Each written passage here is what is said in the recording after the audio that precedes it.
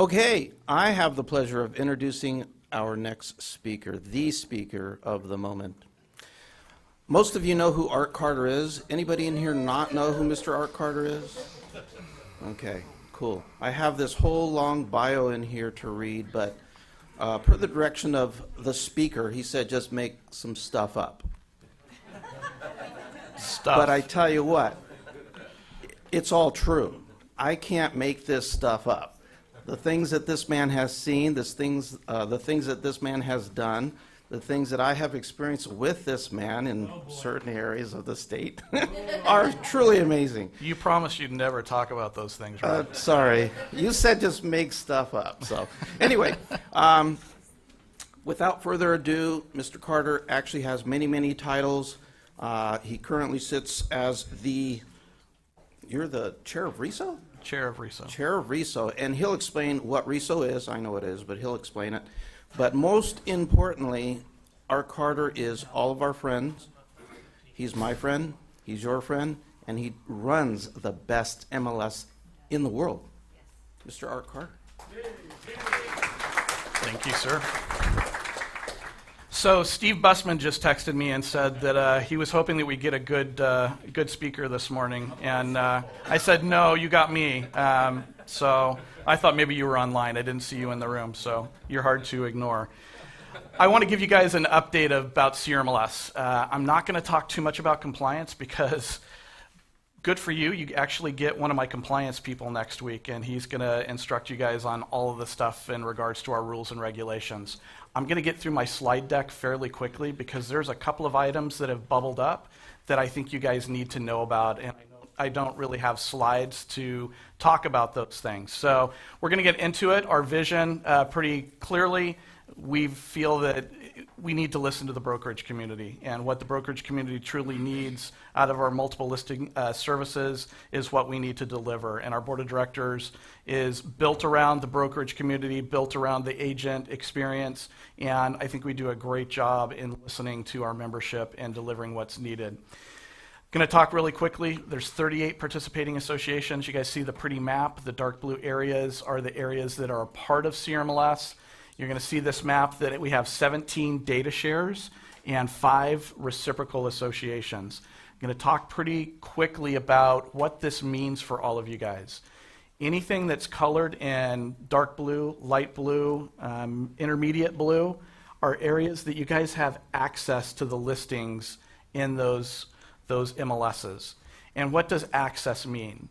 Access means that you guys have offers of cooperation and compensation up and down the state. As a member of CRMLS, you guys have access to 70% of the listing content up and down the state. Access means you guys can make offers and expect to receive the compensation that was published in the MLS that you're looking in. So let me talk a little bit about the difference between the data shares and the reciprocal. A lot of people ask this question because it doesn't really make sense sometimes.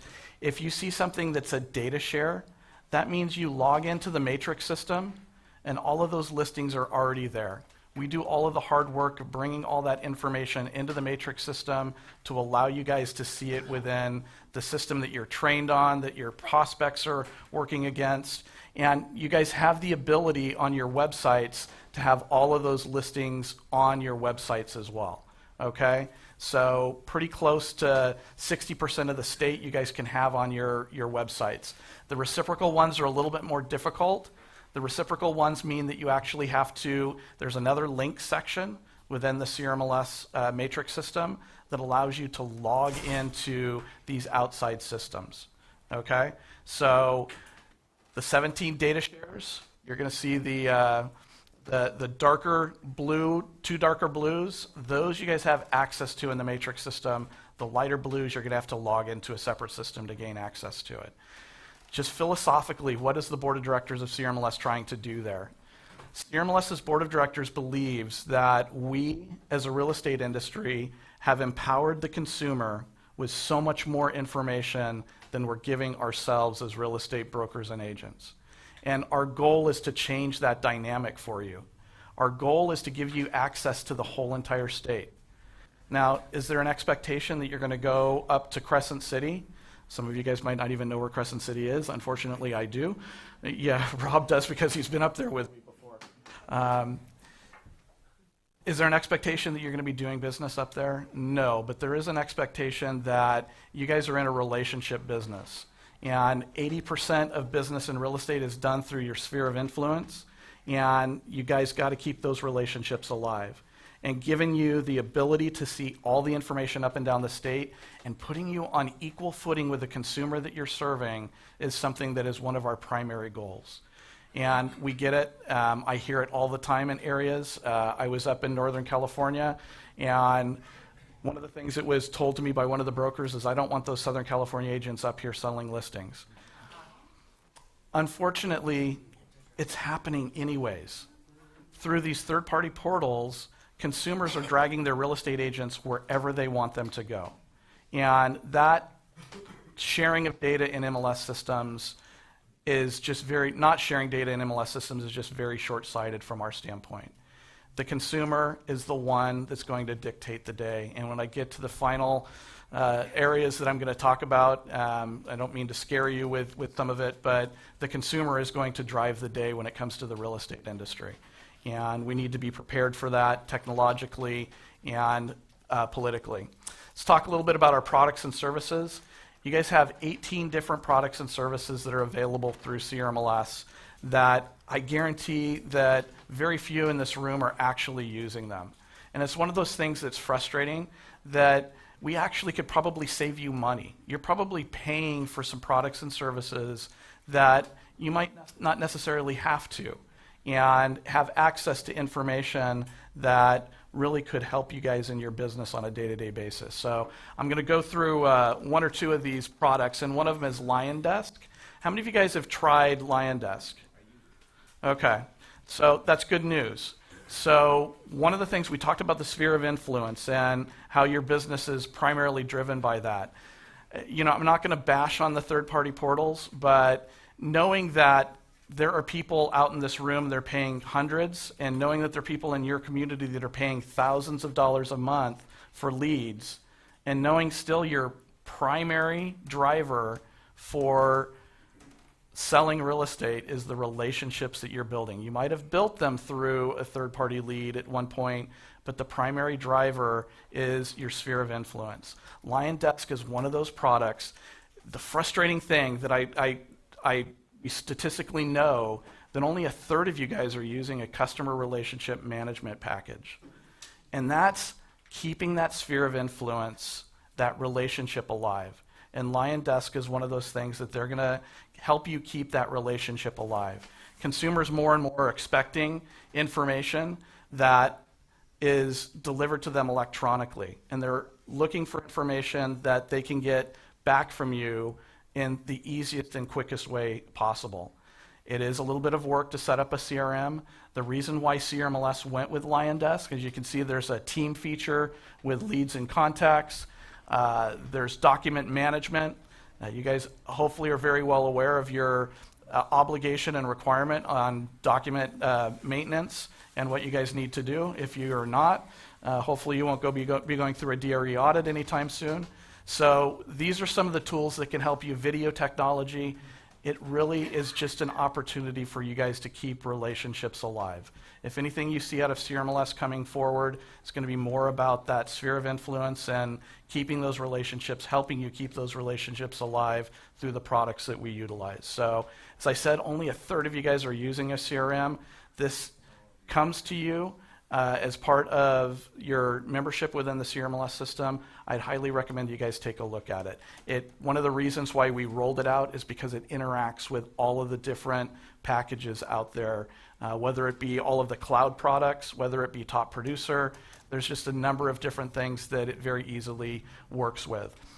The other thing that's real important is you guys have the ability to search on your cell phones. How many of you guys have downloaded at least one of the CRMLS mobile apps? Wow, guys, it's simple, it's easy. There's some really cool things out there. I can tell you that the CRMLS app right now allows you guys to do simple add edits on your cell phone. If you have a price change, if you have change in the public remarks, you guys have the ability on your cell phone to change that on the fly. And your status changes will be coming shortly. You guys will be listening and reading those pop-ups on Matrix, right? Yeah, you're lying to me. We do. We can track how long it is in between the time it pops up and you click on I've read this, and we know most likely you're probably not reading it, but please pay attention to it.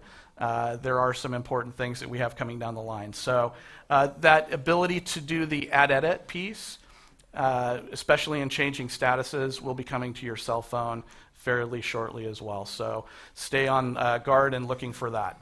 So you guys at TIGAR have a couple of co-op products. How many of you guys have used Glide? Wow, just a couple of people in the room.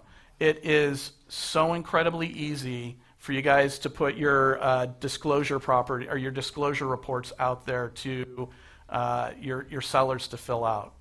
It is like the forms that you guys have through Zip Forms on steroids. It is TurboTax for your clients to be able to fill these forms out. It is very simple. It guides them through everything that they need to fill out. Once it's done, it prints the form out on the CAR standard form the way that it needs to be done. It's fairly simple. Easy?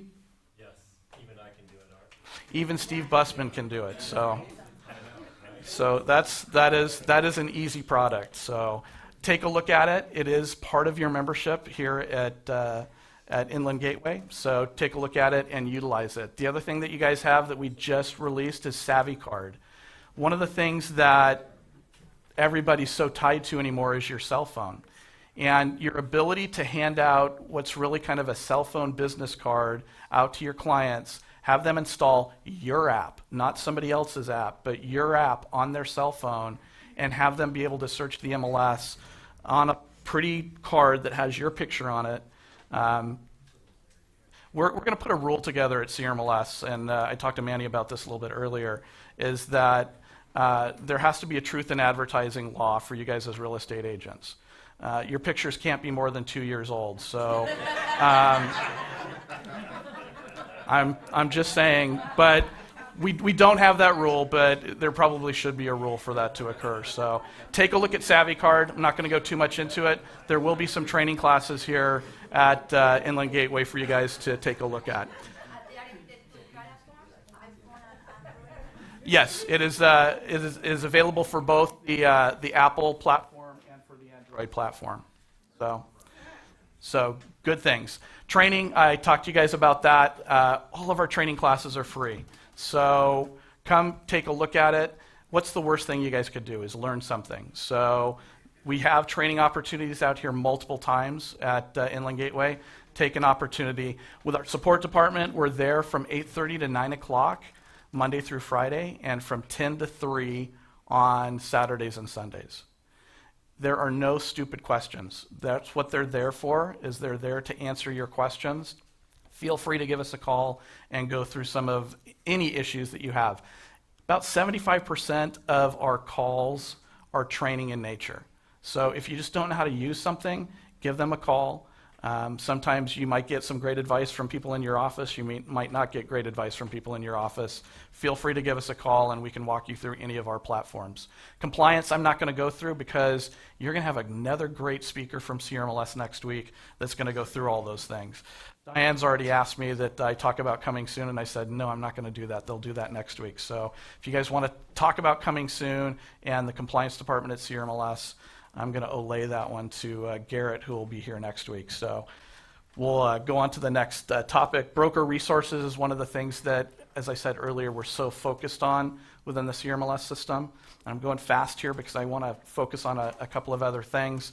If you have interest in having anybody come out and speak at your brokerage office, there are resources on our website. You see the website address there, crmls.org/brokers. And reach out to us and we can set things up for you. One of the things that we have done for our brokerage community, and I always want to take a few minutes and talk about this. One of the things that frustrates the heck out of me is that I'm constantly hit by agents and brokers saying, you guys are selling our data. You guys are profiting off of the data that you have within the database. You guys are making money. It's going, I've even heard that it's personally going into my pockets. I want to talk to you guys about that process. We are one of the most transparent companies when it comes to MLS services in the country. And I have people that sit on our board of directors who are here, who have sat on our board of directors. They know the whole entire process. CRMLS, from time to time, does receive money for putting together the ability for you to send your data to all these third-party websites. But it's always in a broker opt-in process. Your data does not get sent anywhere unless you or your broker, if you're the same, the broker has to determine that your data is going anywhere. CRMLS does not determine that for you. Okay? And you guys are going to see on the syndication within Matrix the ability, and I hate syndication. Syndication is just listing distribution. You guys hear that term? Listing distribution. It's you having the ability to take your listing from the CRMLS system and distribute it to any of the websites that are out there. You guys are going to have buttons on Homes and Realtor.com for the first time in the next couple of weeks. So you guys will have the ability to say, yes, I want my data to go there, or no, I don't want my data to go there. It is a choice at the brokerage level. Zillow and Trulia are already there, okay? So you guys have the ability to do that. So CRMLS does not make the decision for you. And if CRMLS receives any money from any of those third parties in order to put these syndication models together, our board of directors believes that it is your money. It is the brokerage community's money. There is a lot of money that is expended in getting those listings, putting them into a position of putting them into the MLS. And if there's any money coming into CRMLS for that, we pay it back out to the brokerage community. In fact, brokers in this room this week are going to be receiving checks out of CRMLS for that data. And that's only if you've opted in to send your data somewhere and we've received money for that data. CRMLS does not take that money in. We do not operate off of it, nor do we sell your data for any profit from CRMLS's standpoint. You guys have the ultimate choice. You can say, no, I don't want my data going somewhere. And if you do say, yes, you want your data going somewhere, and CRMLS receives money for it, that goes directly back out to the brokerage community, dollar for dollar. Okay? I hope at some point over the next 15 years, I can put to rest the fact that CRMLS does not sell the brokerage's data. Okay? Very, very simply and clearly. Using photographs in the MLS. I'm going to go over this quickly as well. One of the complaints we get all the time about compliance is, I just got hit with a $1,500 fine for my photography issue in the multiple listing service. And people get quite angry about it, and I get those phone calls all the time. Let me explain to you why, if you use a copyrighted photo, if you use another agent's photo, or any other company's photo in the multiple listing service that you do not have the rights to, why is that fine so expensive? Let's walk through a very simple math problem for you guys. California, actually federal law allows for a bottom floor of $750 per violation of someone's copyright. And if CRMLS was sued for a photo that you put into the system that you did not have their copyright for, the underlying brokers and agents of CRMLS would be sued individually. Do the math. $750 times 20,000 IDX websites that get your photograph. It's a potential $15 million lawsuit for somebody, and it's something that we take very, very seriously. I know there may be some people in this room that might have been hit with that, but I think it's important to note that those are some pretty important things. So what CRMLS has done is we put together a list of photographers that have given complete license to CRMLS and are not going to get you guys into trouble, okay? So we're not saying that you have to utilize these photographers, but these photographers have signed an agreement with CRMLS. And you guys also, how many of you guys know what the PIA is? Not a pain in the, it's the agreement in zip forms that you guys need to have your photographers sign, because it amazes me. There's a very large brokerage that we were on stage with that their compliance manager didn't even know some of these issues about photography that were out there. But it's such a huge issue. Zillow was sued for $80 million last year for photos that were being placed on their system by a photographer out in Palm Desert. So important stuff to note. It's you can gain access to it on the crmls.org photographer list. Pay attention to it. There's a lot of collateral material there that explain to you what it is that we're doing. iBuyers, I'm not going to go through and do that. If there's questions about it, I will bring that up. How much more time do I have? 15 minutes or so? Perfect. So there are 3 issues that I want to talk to you guys about. And if you guys are paying attention to some of the national issues that are going on, one of them I'm not going to talk about too much in depth, which is there's an antitrust lawsuit that is going on out in the industry. And it's a class action suit, and that class action suit alleges that real estate agents are conspiring to not allow buyers to negotiate the commissions that are being paid in a deal. It is a lawsuit that has been copied 3 other times across the country so far, and our guess is going to be copied multiple times. NAR is one of the named defendants in it, as is 4 franchise systems. So most likely somebody in this room is part of the Keller Williams, Remax, Realogy. Those systems have all been sued as part of this conspiracy. So antitrust cases take a long time to be decided, and it'll be interesting to see where that goes. I'd highly recommend that you guys look this up. You can Google NAR antitrust lawsuit and take a look at it. Because we were not named in the lawsuit doesn't mean that it's not going to affect MLSs going forward. Because subsequent to all of this, last year I was invited to speak in front of the Department of Justice and the FTC about competition in real estate.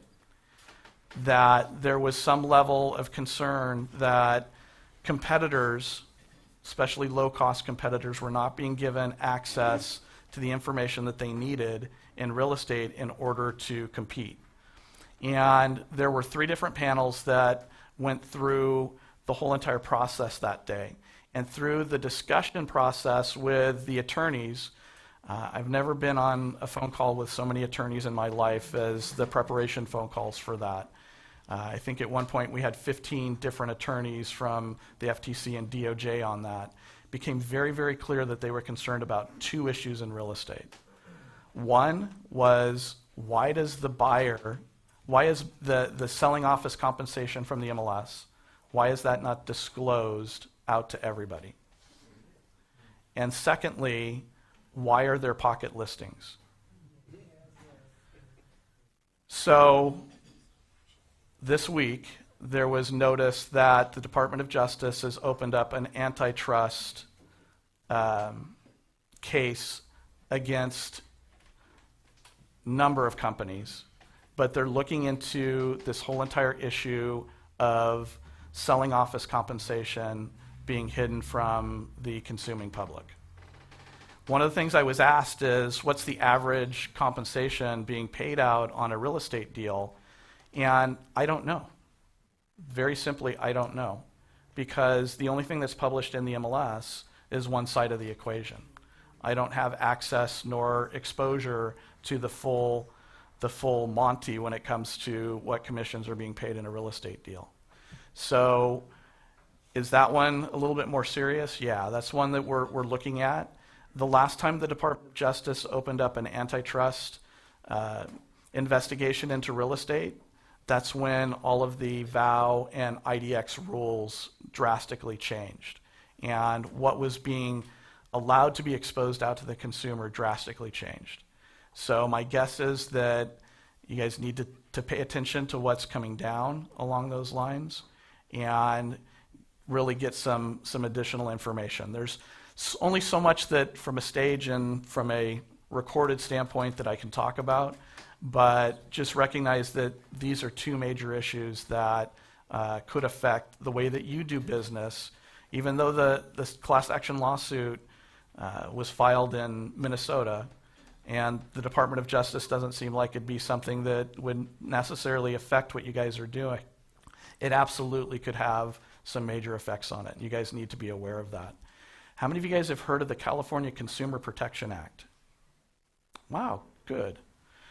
So the CCPA becomes law on January 1st, 2020.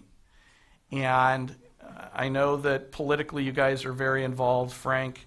One of the things that scares the heck out of us at the CRMLS system is that the CCPA was passed as a way of stopping a ballot initiative that was pretty egregious.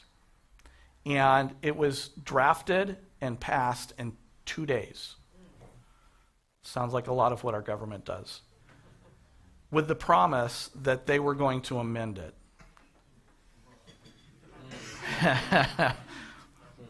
The only amendments that we've seen that are coming down actually take it back towards the ballot amendment or the ballot proposition that they push this law through to stop.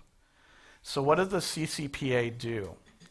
The CCPA basically is a forget it law when it comes to digital data. As a consumer, and the law does not define what the consumer is.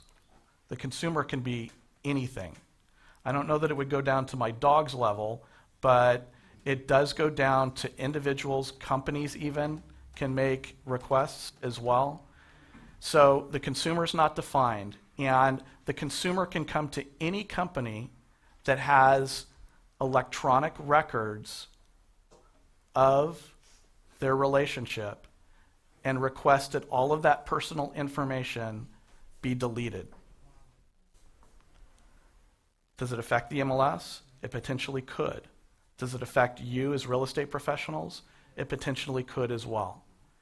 There are some clarifications and guidelines coming down from the Attorney General, and if I'd have a recommendation to you guys that maybe sometime in the July timeframe, that once those recommendations come down, might be a good thing to have your attorney come in and talk to everybody about.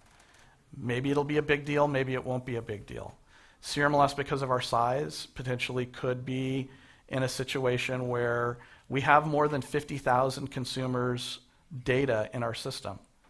And when it talks about personal information, it doesn't define personal information either. Personal information could be the house you live in. Personal information could be anything about the sales that you were involved in. Personal information could be just a wide variety of things. So recognize that there are a number of wide-ranging things that are going on out there in the industry that you guys need to be aware of, because it absolutely will affect you guys at the local brokerage level if these things go down the road that they potentially could go down. Okay? Hopefully I've left enough time open for questions, concerns, tissues. Other than Rob? No. Mike? You have to use the mic so they can hear you on the live stream. Yeah, Rob. Stand up and do a cartwheel. Good morning. Rob Arrieta here. Mr. Carter, It's not on. we've had some, it's not on? It's not on? Oh, there It's you go. not. Okay. Mr. Carter, some of us in our offices have had some heated discussions regarding days on the market. Yes. That was my question. That was her question. Anyway, could you speak on days on the market? One particular individual that we won't name blatantly said in the meeting, it is, I'm sorry? It wasn't her. That it was hurting sellers as their days on the market grow, their price goes down, so on and so forth. Anyway, could you speak on that briefly? So the multiple listing service isn't a service only for sellers. The multiple listing service is a broker cooperative that is there to provide a true picture of properties, not only on the seller's behalf, but on people who are representing buyers. And to say that DOM is hurting a seller, to hide it would hurt buyers. And if the truth is that days on market are climbing, prices are going down, hiding that truth from the buyers is not what we as an industry want to do. I'm telling you that from not just my standpoint, but this comes out of our rules committee and comes out of our operations committee because they've discussed this issue over and over and over again. There are two sides to every coin, and you cannot just defer to what's best for the seller because you as realtors are required to give a true and accurate picture of every property that you put into the multiple listing service. And an accurate picture includes how long that property has been on the market and all of the activity that has occurred around that property, whether or not it went into escrow and came back out, or whatever's occurring in the multiple listing service. Yes, wait for the microphone. Microphone. Why not have that information like it was before? So if she's my buyer, she's working with me, she can ask me, Heidi, how long has this house been on the market? So I'm doing my job as a buyer's agent and representing her. I can look it up. But why just give it to the buyers and the public? Because they're the first question they ask, how long has it been on the market? So then they know, can I get them to come down on the price? Are they desperate? So that just, it kind of loses So what's your listing agents and the seller's value. So what you're saying is that you would like to see days on market, cumulative days on market taken off of all of the customer facing reports. Yes.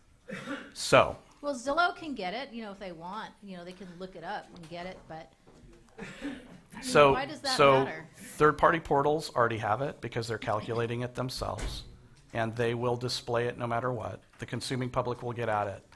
In 2007, CRMLS, which was one of the organizations that merged into CRMLS, their board of directors made a decision to hide days on market from all customer-facing reports. Jeff Collins, who still writes for the Orange County Register, said it was the most commented on article about real estate that had ever been written in the Orange County Register. SoCal's board of directors a month later had to reverse their decision because the public outcry over realtors hiding information from the consumer was so huge that they had to backtrack on their decision. I go back to my Department of Justice thing that I talked to you guys about. The more we do stuff like this, the more we're going to invite outside entities coming in and regulating what it is that you guys do. I'm a firm believer that the second that government steps in, things get screwed up. So you guys need to have one eye on both consumers. And I recognize that some may feel that you guys, your value proposition is being lessened. It really isn't. Just because the information's out there doesn't mean that you guys don't still have an integral part to play in the transacting of real estate. Don't hold on to information, because information being held on to is going to get you guys in trouble long term.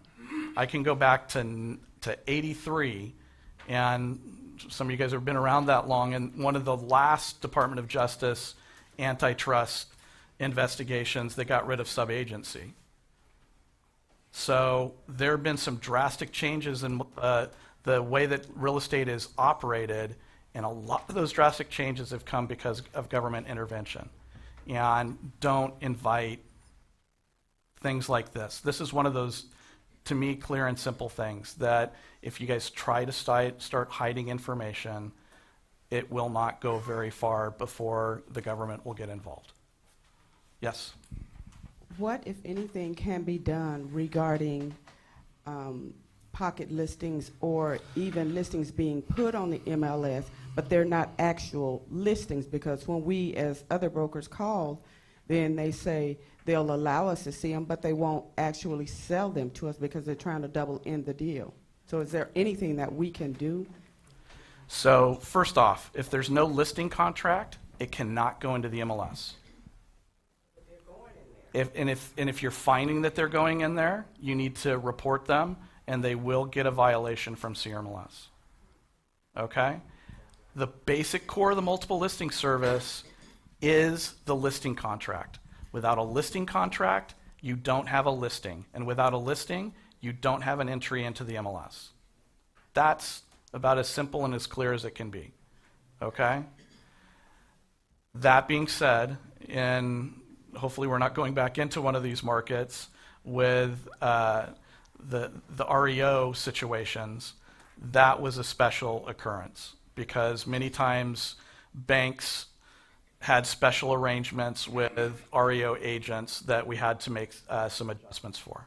But what's going on out there right now with the coming soon and all of that stuff, it is a violation of the MLS rules and regulations. If you guys are seeing those things, we want them reported, and we want to know about them. Now, the seller does have the right to instruct a real estate agent not to input their listing into the MLS. But there has to be an exclusion form filed, either the CAR exclusion form or the CRMLS specific exclusion form. If the seller has signed those, there's very specific language in there instructing the seller that they may be disadvantaging themselves by not putting it into the MLS. So at least the seller is being informed of their rights and potential liabilities of not putting it into the MLS.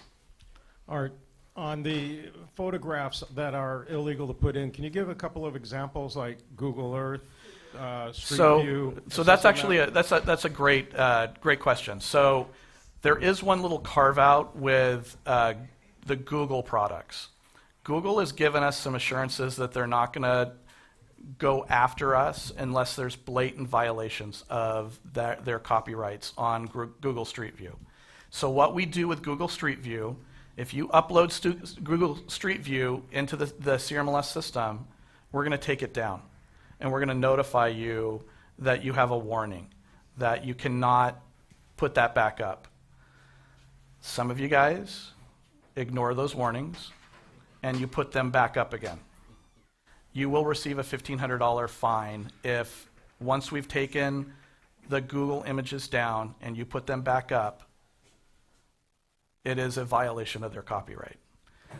And I don't know if this member is part of this association or not.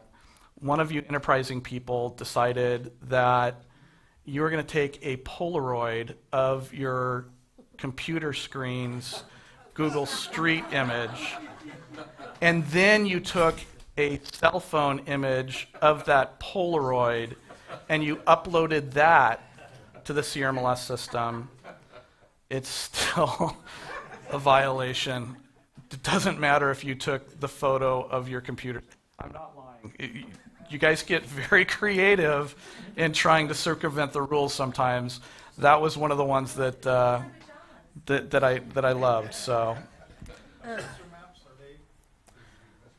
assessor maps, because it's public domain, we allow those up into the system. And then, Art, can you go over the difference between putting the CAR SELM and the CRMLS SELM? Because some people don't know the difference, and they also don't know that you can do the CRMLS one online. Can I leave something for people actually to come for Garrett to talk about next week? Oh, is he going to talk about that? Yeah, okay, he absolutely can. Never mind. He absolutely can. Art, the topic of the photographs on listings. The situation is it's rampant out there in advertising. Agents will put out a flyer and they'll have the photo on. And as an industry, everyone needs, when you get the material and you see it, and there's a lot of new rules about what you can have on there, and the photos that can't be. And actually moved on a grievance situation with that because the team put a house that I just sold double-ended the thing as their sale. And with my pictures, and it cost them $1,500. So we need to do more So of that. I will talk to you guys. Everybody looks at CRMLS as a separate company, and that's not who we are. I run a broker cooperative, and without your cooperation in helping bring some of these issues to our attention, you guys are in a position where, well, I'm just not going to worry about it. You don't go down the road that Frank does, that you actually try to get people to adhere to the rules and regs. We'll act as the bad guy, but you guys have to bring those things to us, and you have to be willing to do what it takes to bring, bad word for it, but bring these people to justice when it comes to misusing your intellectual property and things along those lines. Good morning. Good morning. I want to know, what are you doing to help us compete against iSellers and iBuyers? So the question was, what are we doing to help you guys compete against the iBuyers, and they're becoming iSellers as well? That's a tough one. Technically, they're members of the multiple listing service. They are. With the ones that are out there right now, they've publicly stated and put into agreements with their agents that they're using, that they'll utilize the multiple listing service. So for those of you guys who don't know what iBuyers are, there's really nothing new under the sun. This idea has been around forever. iBuyUglyHomes.com, people, especially in bad markets where people have gone out at the brokerage level and bought houses from their clients, turned them and flipped them. This process has been around forever. What's different now is technology. So that was always a very low margin, specific opportunity for investors to get involved in. Now, in cookie cutter environments with houses between $200,000 and $650,000, these companies, in charging what equates to about a 7% fee, can go in and buy for cash and close within 5 business days with anybody who wants to sell their house. And then they turn around, they do put it back onto the multiple listing service, and they sell it back out to the consuming public. And they are, in some marketplaces, very, very successful to a certain extent. I know that I just saw the information for both the Phoenix and the Dallas marketplaces, where they've been the longest. And in Phoenix, they just hit the 5% of the total market. So they're buying 5% of the total market. Well, that's Phoenix. It isn't, yeah. So this just came out of a conversation that I had with a professor that's doing looks at this across the country. So there's some thought process that this may go to 10 to 20% of the marketplace across the country. It'll be interesting in a market downturn what will happen with these companies, because I've asked specifically Zillow how long can they hold a property and still have it be profitable to them, and they told me that their calculations right now are 90 days. In a market where those days on market go above 90, we may have some issues. But to go back to your question, CRMLS is kind of in a tough position when it comes to these organizations, because they are just as much dues-paying members as anybody else. And this business model that they have, there's no way that your association or the MLS can ever discriminate against a business model, whether or not it fits into the traditional model or not. So to answer your question, there's really not anything that organized real estate is going to do about the iBuyer phenomenon. We're going to watch it just as closely as everybody else in the industry and see how things roll with it.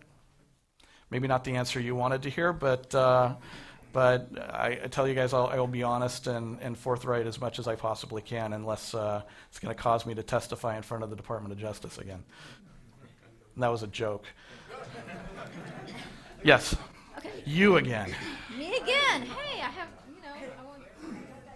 have a lot to say. Okay, so you said that we should give the consumers all the information about properties. Do you know why we don't have tax information in the MLS, being that we have a lot of Melaroosas in Corona and a lot of them are high? Because we get buyers and they go, "Ooh, I like this house," and there's a couple particular areas where the Melrose is $400 a month extra on the taxes. So there's one particular area, Sycamore Creek, I'm sure a lot of you know. A lot of those homes would get into escrow and then they would fall out because the listing agent, the buyer's agent didn't do their homework and they found out the buyer doesn't qualify. So why can't we get the estimated taxes in the MLS as a requirement? Because that happens. Buyers go into escrow, their agents don't pay attention or don't know, and then it affects their being able to qualify. I'll let one of my ops people. And they should get all the information, right? In operations, it's come up a few times. Last time was maybe a year ago. I was in favor of displaying what the special assessments are in the MLS. I've never won the argument because the opposition says we cannot guarantee that those numbers are accurate and will be held to it.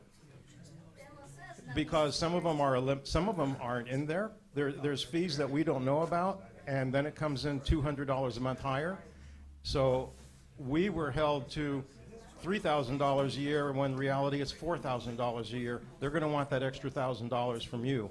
And I would like to see it also said as an estimate, but it's still, once it's published, people don't look at it as an estimate. They're looking at it as specific data, just like square foot, lot size, bedrooms, baths, and so on. It says estimate on the MLS. All of it It's does. it's one of those gray areas that you don't want to be held to, unfortunately. And your job as the agent is to review it ahead of time, take those tax papers with you when you're showing properties, and show it to the client, say, this is what the taxes are on this property.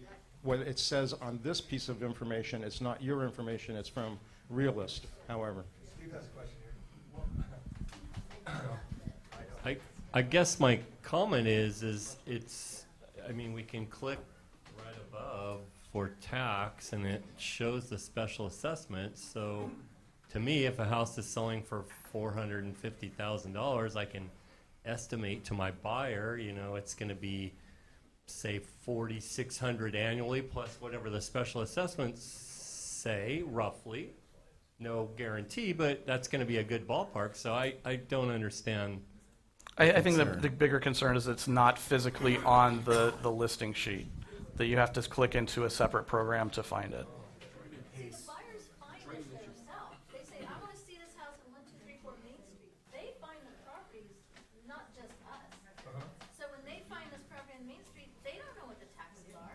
They just know, hey, this house is $450. It's in my price. Yeah, I want to see it. Open us up to a lawsuit, so if we did it and it was more money, then they could technically try to sue us because they say we should have disclosed. Hey guys, we gotta wrap it up and get online viewers. So. Sorry about that. I probably shouldn't open it up to questions. So thank you guys very much for your time. I'll stick around.